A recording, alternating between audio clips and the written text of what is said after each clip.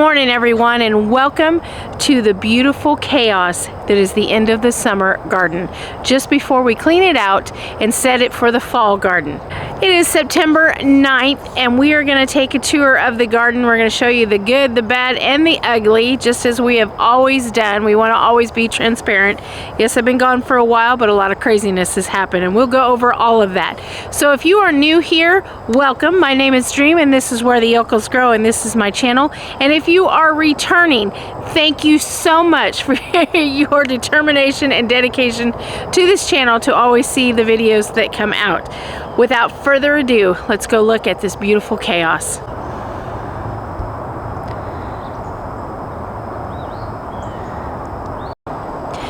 As you can see, some of the garden is full of life. Well, that's the chickens, while other parts of it, like right here where the corn was, and we'll go over why it's not there, has been taken out, and we will be resetting a lot of this. But this is the beauty of a Texas garden. I know there are people out here who don't believe in some of this stuff that I do, but we'll go over why I do what I do. And for those of you who are new, it might be a bit of shock to see a garden like this, but you'll understand here in a minute. So let's go take a closer look. So if you look down, you can see all the mulch. On this garden, we put approximately 40 yards of mulch. And as you can see, it's still with paper and cardboard underneath it. This crabgrass is relentless, so it is going to take us several years to build the soil and to kill this grass off with doing a no-till or a light till garden. So I wanted to start right here. These are sweet potatoes. They are all in 20-gallon bags, and we will be harvesting them probably about the end of October to the beginning of November. And that's just because I want to give them 120 days. If y'all didn't see that video, I will post it down in the description so you can see when we planted them. And then we had created a mound here for our cantaloupe and our watermelon, and though they grew, it just, you can see the grass just took them over, and it just didn't do that well. So we'll rethink how we do this next year, and you know, it's just part of being in the garden and doing things a little differently than most. So along this trellis, we had all of our cucumbers. If you didn't see the June tour, I'll put that down in the description as well. So we reset this and we planted all of our peas. This is where our corn was, and our corn looked magnificent this year, right until a windstorm came and laid it all down. And once that happened, there was just no helping it. I mean, it was over. So what we're going to do is we will solarize this area come next spring, but before we do that, we are going to seed it heavily with clover and probably some amaranth, I think. And then in the spring, of course, we'll bring it down and solarize it and reset it all over again and do the whole process all over again. These are our fall tomatoes. We just use this row. And then over here are some Cherokee purples that I had cut back, and then they have grown like this. And if you see the vine that's growing in all the grass, and yes, she has cantaloupe on her, and the only cantaloupe that grew for us, she kind of took over this area. So we have not been in here cutting the grass. It was a volunteer, and as you can see, it's doing well, even through the grass. This is our pepper garden.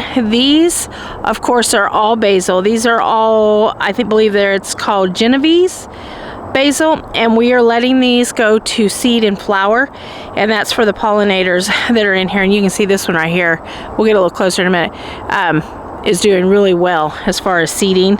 Our green bean bags did okay, and we've got just a couple left here.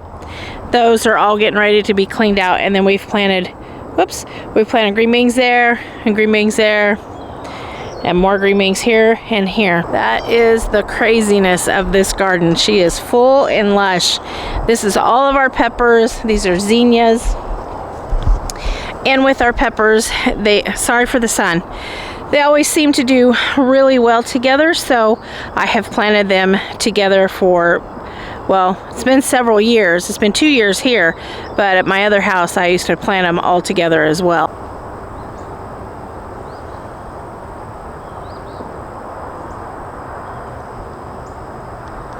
This is the same basil plant that was in the June video that I was talking about that smelled so good, and it still smells amazing. There's 3 more. We're getting ready to harvest all of this. So let's talk about the tomatillo row. Yep, it really is that crazy. So there are the trellises. It got hot. We got busy with business and construction, and things just, of course, got away. You know, sometimes it is what it is, and I'm one person running 3 businesses and taking care of 3 kids, a house, a YouTube channel, TikTok. I mean, you name it, I'm doing it. And so we didn't get the row in like we should with these tomatillas, but let me tell you, these tomatillas did not fail. And I thought they were dead, and we had all this rain, and look at all the blooms that are all over them. I'm gonna try and walk in here. No, I'm not. But you can see they go all the way down, and those are all tomatillas sticking out with the grass. And then the back row is basil back there. That is all basil.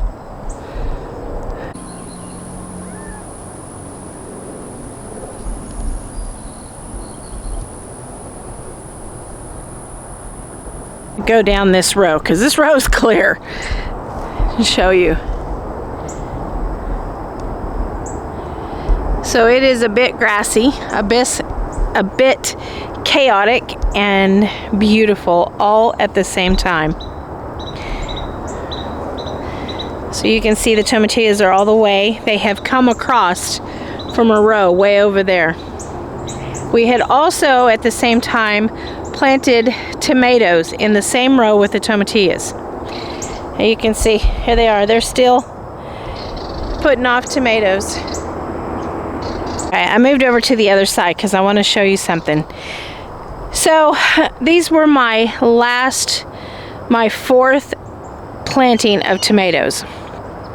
And when we didn't get the row in up here, the grass from over there that didn't get any mulch, this whole row, none of this got the mulch that everything else has. So you can see why it's a little bit more crazy than the rest. But one thing I want to show you, this might be wild, but I think that is worth noting.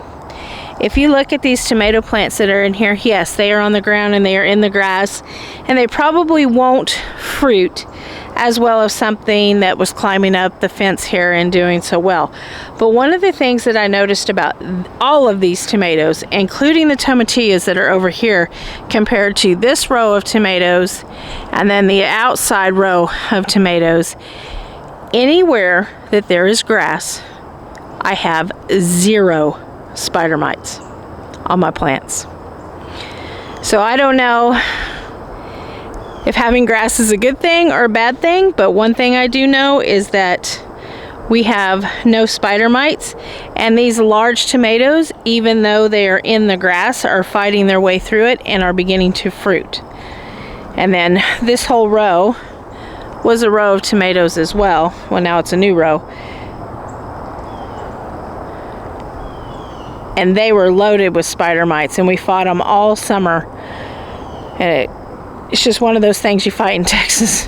Look at that shadow of that tree on that bed. Isn't that pretty? Now, in these beds, this one right here, and then the second bed right there, are all our root fall vegetables. And the first part of this bed right here is all of our carrots. I've got 2 rows of the rainbow carrots, and then the rest of them are all the, what are they called, scarlet nanties. And then in the back side over there are Detroit gold and Detroit red beets. And then over here I have white top and purple top turnips. I also planted, just as an experiment to see how far they would go, even though they take 120 days to come to fruition, some rutabaga. I also planted a black radish that I've never seen. It's black on the outside, white on the inside, and then I've always wanted to grow the watermelon radish, so I'm going to try growing that. And that's pretty much all of this, and just that front side over there. And then in the rest of the bed, I planted, I think it was Tokyo, Italian reds, and so long green onions are all what's planted. And then these beds that are up here, we've already gotten the cardboard and the mulch in the bottom of this one, cardboard and mulch in the bottom of this one, and then we started filling it up and we ran out of soil. So we still got to fill these two up. But these two beds, these two right here, will be for all of our cabbages, cauliflowers, and broccolis and kohlrabis. They will go in these two beds once they're ready. They're not quite ready yet, but they will be soon. And then our next adventure are on these two beds right here. And of course you can see all the cardboard. Pull the beds up, put the cardboard down. We have a little bit of mulch left over. We'll put that down and we'll fill them up. And I am thinking that I'm going to put my garlic, all of my garlic, in this bed. And then when the time comes, it's time to put onions. Y'all see the pretty butterfly? Lots of butterflies in the garden. It may be a chaotic garden, but it is full of pollinators. And then this one, come next spring, I believe I'm going to do all my onions in this bed. And then I'll keep my lettuces and my carrots, since it gets kind of shady back here, up in these beds behind me.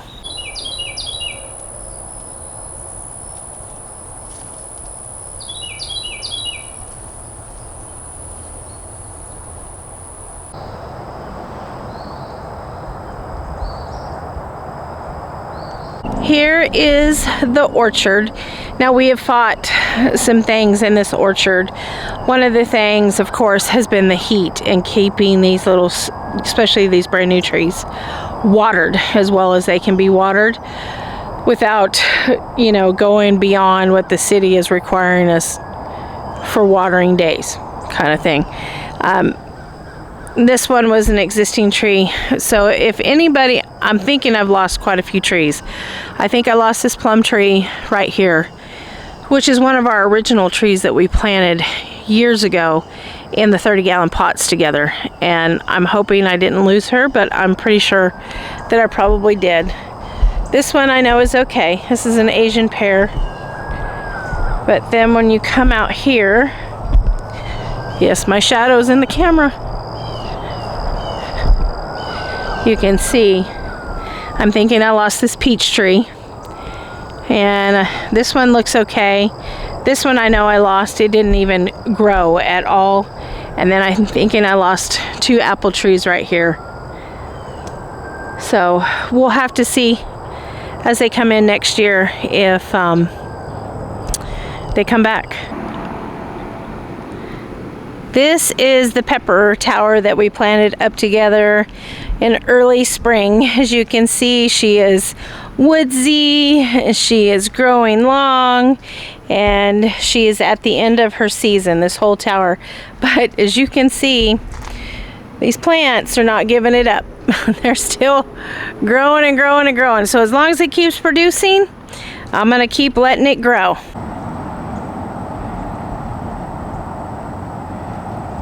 Of course, the herb tower, we're getting ready to harvest a lot of this, or cut it back and plant. We got some empty cells, so we're going to be planting new herbs for the fall. And then the newest thing is this. Do y'all remember this tower? We did the nasturtiums in it, and they really just did not do well in here, so we replanted it with all of these. And I think these are called impatiens, and I don't remember what this little one is called, but she blooms these little, so if you know, put it down in the comments. Blooms these little blue flowers. But as you can see, all the way around. But the nasturtiums just didn't like the tower. But these flowers are doing just fine.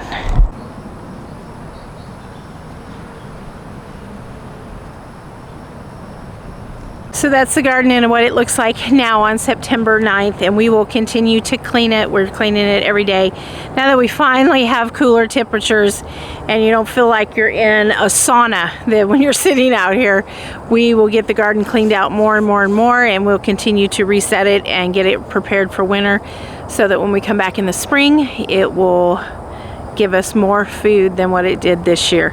If you enjoyed this video today, please be sure to give us a like and a thumbs up. It helps our channel to grow. And if you enjoy videos, gardening videos, canning videos, soon to be fall and Halloween decorating videos, please be sure to subscribe to the channel, and don't forget to hit that notification bell so you can be notified when new videos come out. Until I see you in the next video, you all take care of yourselves, you keep your heads up, and no matter how you do it, you keep growing. Bye-bye, y'all.